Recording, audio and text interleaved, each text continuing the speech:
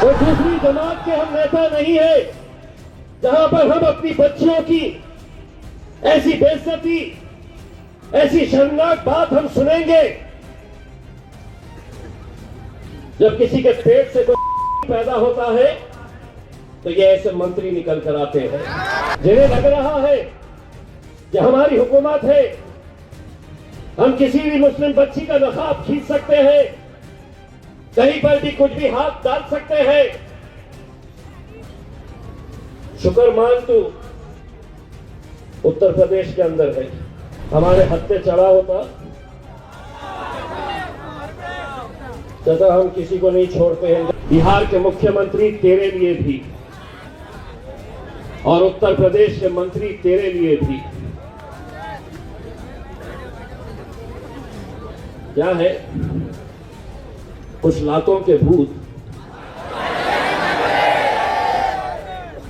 बातों से नहीं मानते।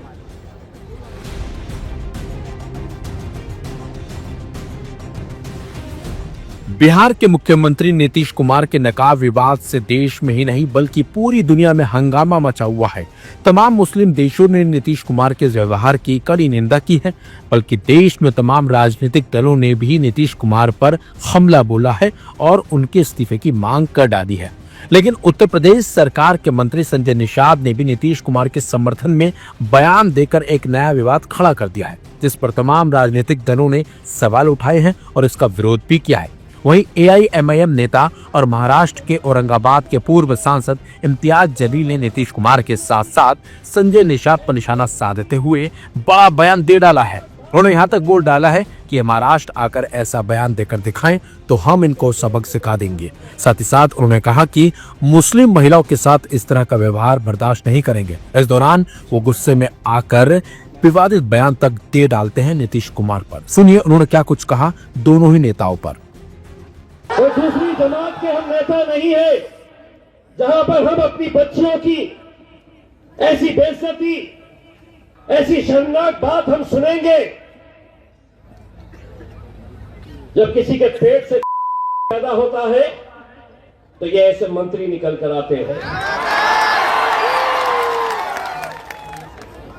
जिन्हें लग रहा है कि हमारी हुकूमत है, हम किसी भी मुस्लिम बच्ची का नकाब खींच सकते हैं, कहीं पर भी कुछ भी हाथ डाल सकते हैं। शुक्र मान तू उत्तर प्रदेश के अंदर है, हमारे हत्थे चढ़ा होता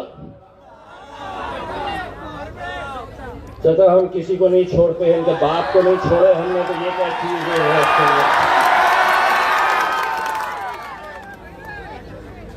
एक हद होती है मेरे भाई, लेकिन इस घटना ने एक बात तो हमें बता दिया है कि इस मुल्क के अंदर जिस दौर में हम रह रहे हैं वो कैसा दौर है।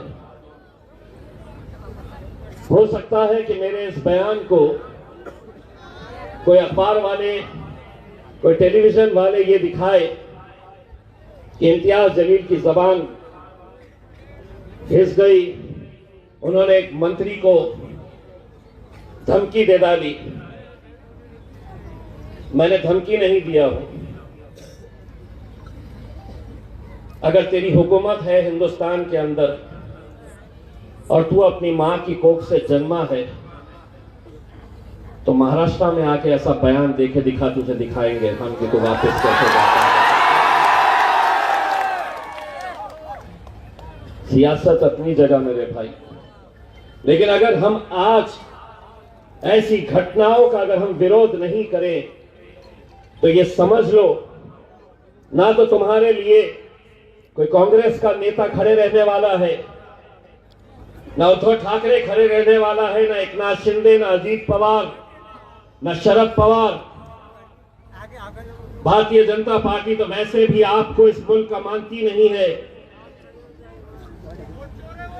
अगर कोई इनका विरोध अगर कोई कर सकता है, कोई इनकी आंख में आंखें डालकर जिस लहजे में इनको जवाब देना है अगर वो लहजे में जवाब देने की ताकत अगर आज अल्हम्दुलिल्लाह किसी पार्टी के अंदर है, किसी नेता के अंदर है, तो वो मेरे कायद बैरिस्टर असदुद्दीन अवैसी और मजलिस इत्तेहाद-उल-मुस्लिमीन के अंदर है।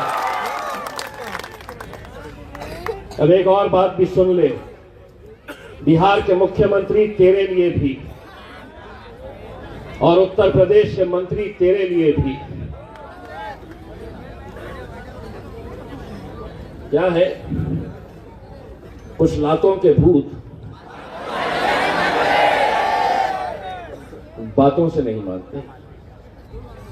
जिस भाषा में उनको समझ में आती है उसी भाषा में उन्हें जवाब देना पड़ता है। तो मेरा जवाब यह है कि अभी सियासत की मस्ती है, अभी हुकूमत की मस्ती है, मगर बहुत पछताएगा उस दिन। तू हमसे क्या, हमारे साए से भी घबराएगा उस दिन। अभी हुकूमत की मस्ती है, मगर बहुत पछताएगा उस दिन। तो हमसे क्या, हमारे साए से भी घबराएगा उस दिन। जिस दिन हमारे हाथ से छूटेगा सब्र का दामन, तुझे तेरी औकात का पता चल जाएगा उस दिन। हर चीज, हर बात हम सुनने के लिए नहीं है कि तुम कुछ भी करेंगे, तुम कुछ भी बोलेंगे और हम सिर्फ सुनने का काम करेंगे। मैं बैरिस्टर असदुद्दीन अवैसी साहब को मानने वाला हूं। उस शख्स ने इस मुल्क के मुसलमानों को अगर कोई एक सीख दी है तो यही सिखाया है कि जुल्म होगा, ज्यादतियां होंगी, तकलीफें सहनी पड़ेगी, लेकिन उसके बावजूद भी हम इस जमहूरियत के अंदर रह के संविधान के हिसाब से हम हुकूमत से लड़ते रहेंगे। और लड़ने का मतलब यह है कि सारे लोगों को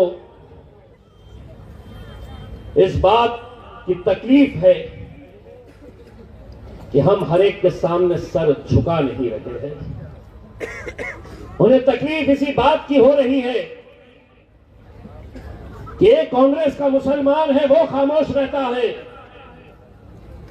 अजीत दादा के पीछे गुलामी करने वाले बहुत सारे मुस्लिम लीडर्स हैं वो खामोश रहते हैं, उद्धव ठाकरे को मानने वाले मुसलमान वो खामोश रहते हैं। लेकिन ये कैसा बोलते हैं, ये क्यों बोलते हैं?